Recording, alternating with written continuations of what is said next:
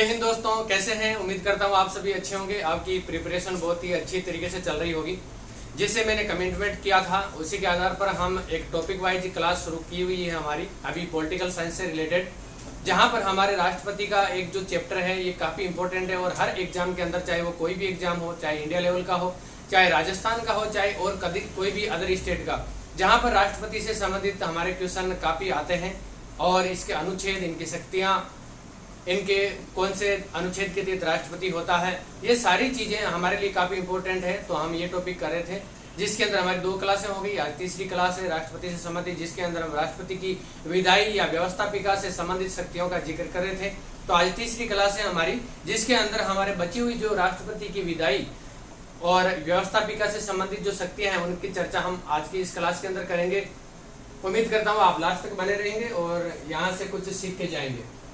तो दोस्तों, विधायी शक्तियां, व्यवस्थापिका से संबंधित विशेष तथ्य, हमने कल 16 राष्ट्रपति की विधायी शक्तियां पढ़ी थी, जिनके बाद में अभी इसी विधायी शक्तियों के अंदर कुछ व्यवस्थापिका से संबंधित विशेष तथ्य हैं जो राष्ट्रपति से संबंध रखते हैं। तो इनका हम एक बार यहाँ पर चर्चा करते हैं, इनका जिक्र करते हैं, ताकि यहाँ से हमारे जो इंपॉर्टेंट क्वेश्चन अगर कोई भी बनने वाले हैं तो वो हमारे गलत नहीं हो। हम इसी उम्मीद आशाओं के साथ ये शुरू कर रहे हैं सेशन आज का। सामान्य 3 अधिवेशन होते हैं हमारे जो संसद है, इसके अंदर सामान्यतः 3 अधिवेशन होते हैं। कौन कौन से? एक होता है बजट अधिवेशन, दूसरा होता है मानसून अधिवेशन और तीसरा होता है शीतकालीन अधिवेशन। सबसे पहला क्वेश्चन हमारा यही बनेगा। आपको अगर एग्जाम के अंदर पूछ लिया जाए कि अधिवेशन कितने प्रकार के होते हैं, या आपको नाम दे दिया जाए कि इनमें से कौन सा एक अधिवेशन नहीं है, तो बजट अधिवेशन, बजट सेशन होता है, मानसून अधिवेशन होता है और शीतकालीन अधिवेशन। ये हमारे 3 प्रकार के अधिवेशनों का प्रावधान हमारे संसद के अंदर है। इसके बाद में 2 अधिवेशनों में 6 मास से ज्यादा अंतराल नहीं होना चाहिए। आपको अगर एग्जाम के अंदर पूछ लिया जाए कि 2 अधिवेशन, जो 3 अधिवेशन हमारे होते हैं, इन तीनों अधिवेशनों के अंदर 2 अधिवेशन के बीच में ज्यादा से ज्यादा कितने समय का अंतराल हो सकता है और इससे ज्यादा अंतराल नहीं होना चाहिए, तो कम ज्यादा से ज्यादा 6 महीने का अंतराल हो सकता है और 6 त्रिक 12 यानी कि 12 महीने के अंदर 3 अधिवेशन होंगे जो 6 महीने के अंतराल पर रखे जाएंगे। 6 महीने से ज्यादा इसके अंदर बीच में गैप नहीं होना चाहिए। ये हमारे एग्जाम के पॉइंट ऑफ व्यू से काफी इंपॉर्टेंट फैक्ट है, आपको ध्यान रखना है। 6 मास से और ये तीनों अधिवेशन। इसके बाद में राष्ट्रपति की अनुमति से संसद में रखे जाने वाले विधेयक कौन कौन से हैं, ये काफी इंपॉर्टेंट हमारा फैक्ट है यहाँ पर, जो आपके एग्जाम के अंदर काफी पूछा जाता है। यानी कि राष्ट्रपति की अनुमति से कौन कौन से ऐसे विधेयक हैं जो संसद के अंदर रखे जाते हैं। तो राज्यों का निर्माण और सीमा परिवर्तन से संबंधित, अगर राज्यों का निर्माण यानी कि कोई नया राज्य है जिसको निर्माण करना है, किसी नए राज्य को बनाना है या उसकी सीमा के अंदर परिवर्तन करना है, उसकी बाउंड्री के अंदर परिवर्तन करना है, इससे संबंधित अगर कोई भी प्रकार का विधेयक अगर होगा और संसद में उसको अगर रखा जाना है तो वो पूर्वानुमति लेनी पड़ेगी उसकी राष्ट्रपति से। उसके बाद में वो संसद में रखा जाएगा। इसके बाद में है धन विधेयक, यानी कि अगर धन विधेयक है, यानी कि धन से संबंधित अगर कोई विधेयक है तो उसको अगर संसद में रखने से पहले राष्ट्रपति की पूर्वानुमति इसके ऊपर जरूरी है। उसके बाद में जो भारत की संचित निधि है, संचित निधि, इसके बाद में हम ये भी जिक्र करेंगे आगे की क्लासों के अंदर कि संचित निधि भारत की क्या होती है और संचित निधि से किस किस को पेमेंट दिया जाता है भारत के अंदर।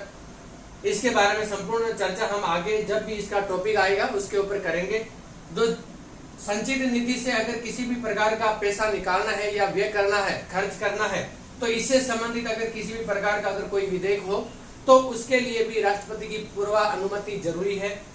व्यापार पर अगर किसी भी देश के साथ अगर हमारा कोई ट्रेड चल रहा है, व्यापार चल रहा है और उसके ऊपर अगर रोक लगाने से संबंधित अगर कोई भी विधेयक हो तो उसके ऊपर भी राष्ट्रपति की पूर्व अनुमति लेना बहुत ही जरूरी है। तो ये काफी इंपॉर्टेंट है। चारों पॉइंट आपके एग्जाम की दृष्टि से आपको एग्जाम के अंदर पूछा जा सकता है कि राष्ट्रपति की पूर्वानुमति से ऐसे कौन कौन से विधेयक हैं जिनको पूर्वानुमति जरूरी है। इनमें से कोई एक ऑप्शन दे दिया जाए और बाकी 3 अलग दे दे तो आपका राइट आंसर इसमें से आपको छांटना पड़ेगा और ये काफी इंपॉर्टेंट है। इसके बाद में 2 हमारे पॉइंट हैं जो इंपॉर्टेंट है, यानी कि सर्वाधिक अध्यादेश। अध्यादेश मैंने बताया था कि विशेष प्रकार का जब संसद का अधिवेशन नहीं चल रहा हो और उसके बाद में अगर कोई इमरजेंसी के अंदर अगर कोई नियम या विधेयक अगर कुछ बनाना है तो उसके लिए राष्ट्रपति को पावर दिया हुआ है अध्यादेश का। तो राष्ट्रपति अध्यादेश जारी करके कोई भी नियम अधिनियम लागू कर सकते हैं। तो सर्वाधिक जो अध्यादेश है ये 1975 के अंदर जारी किए गए थे। कितनी बार किए गए थे? 39 यानी कि 39 बार जारी किए गए थे। और उस समय आपातकाल के समय यानी कि 1975 के अंदर आपातकाल लगा हुआ था। और ये आपातकाल किस कारण से लगा हुआ था ये आप मुझे कमेंट करके जरूर बताना कि ये आपातकाल किस कारण से लगा था 1975 के अंदर। और इसी आपातकालीन स्थिति के अंदर सर्वाधिक राष्ट्रपति के द्वारा अध्यादेश 1975 में जारी किए गए थे 39 बार, यानी कि 1 कम 40। आपको ये ध्यान रखना, एग्जाम की दृष्टि से काफी इंपोर्टेंट ये तथ्य है। उसके बाद में राज्यपाल द्वारा अनुच्छेद 213 में अध्यादेश जारी किया जा सकता है। वैसे तो हम राज्यपाल के जब ऊपर जाएंगे तो वहां पर हम सारी चर्चा करेंगे, लेकिन अभी साथ ही साथ मैंने बता दिया क्योंकि राष्ट्रपति है वो 123 के तहत अनुच्छेद जो 123 है, राष्ट्रपति मैंने कल की क्लास के अंदर बताया भी था आपको, राष्ट्रपति अनुच्छेद 123 के तहत अध्यादेश जारी कर सकते हैं। और राज्यपाल है वो 213 अनुच्छेद 213 के तहत कोई भी अध्यादेश जारी कर सकते हैं। इसके बाद में प्रोटेम स्पीकर आते हैं। मैंने बताया था प्रोटेम स्पीकर की जो नियुक्ति है वो भी राष्ट्रपति के द्वारा की जाती है। तो ये कब की जाती है? जब लोकसभा के चुनाव हो जाते हैं। लोकसभा के चुनाव होने के बाद में राष्ट्रपति के द्वारा प्रोटेम स्पीकर की नियुक्ति की जाती है। और ये प्रोटेम स्पीकर है ये क्या क्या काम करते हैं ये आपको मैं बता दूं। ये सबसे पहले जो नवनिर्वाचित सदस्य होते हैं उनको शपथ दिलाने का काम करते हैं, उनको शपथ इनके द्वारा दिलाई जाती है, काफी इंपॉर्टेंट है। उसके बाद में ये लोकसभा के जो अध्यक्ष हैं इनका चुनाव प्रोटेम स्पीकर के द्वारा किया जाता है। तो ये दो काफी इंपॉर्टेंट तथ्य हैं, आपको ध्यान रखना है। क्या प्रोटेम स्पीकर की नियुक्ति कौन करते हैं? राष्ट्रपति करते हैं। प्रोटेम स्पीकर की नियुक्ति कब की जाती है? लोकसभा के चुनाव के बाद की जाती है। और ये प्रोटेम स्पीकर है इनके क्या क्या कार्य होते हैं? तो सबसे पहला कार्य कि जो नवनिर्वाचित सदस्य होते हैं उनको शपथ दिलाने का काम ये करते हैं। उसके बाद में लोकसभा के जो अध्यक्ष हैं उनकी नियुक्ति यानी कि उनका चुनाव भी प्रोटेम स्पीकर के द्वारा किया जाता है। तो ये आपको ध्यान रखना है। इसके बाद में दो और इम्पोर्टेंट कुछ फैक्ट है जो मैं आपको बता दूं, यानी कि जो राष्ट्रपति के पास में हम कल की क्लास के अंदर चर्चा की थी कि जेबी वीटो होता है, यानी कि जेबी पावर, जो पॉकेट वीटो जेबी वीटो मैंने जो बताया था वो हमारे सबसे पहले कब किया? तो ये सबसे पहले कब किया गया था? ये राष्ट्रपति 1986 के अंदर जो ज्ञानी जेल सिंह थे, यानी कि 1986 के अंदर 1986 में ज्ञानी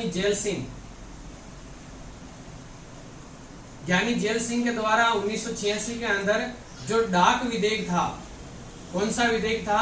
डाक विधेयक के ऊपर इन्होंने पॉकेट वीटो का प्रयोग किया था, जेबी वीटो का प्रयोग इन्होंने किया था। तो आपको ध्यान रखना है, एग्जाम के अंदर अगर आपके आ जाए कि 1986 के अंदर सबसे पहले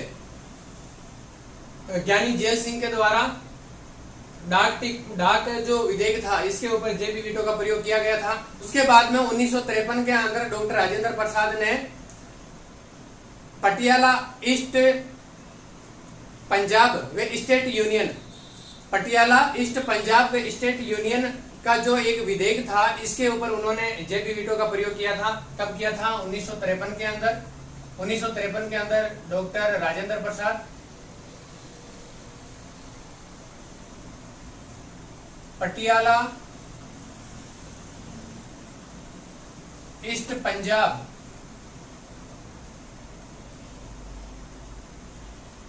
स्टेट यूनियन विधेयक पर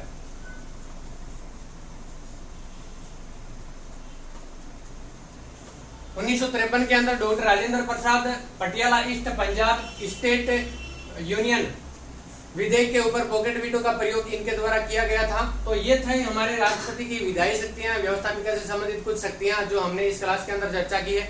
उम्मीद करता हूं आपको समझ में आया होगा, आपको अच्छी क्लास लगी होगी। इसके बाद में हम राष्ट्रपति की बची हुई जो शक्तियां हैं उनकी चर्चा करेंगे हम नेक्स्ट क्लास के अंदर।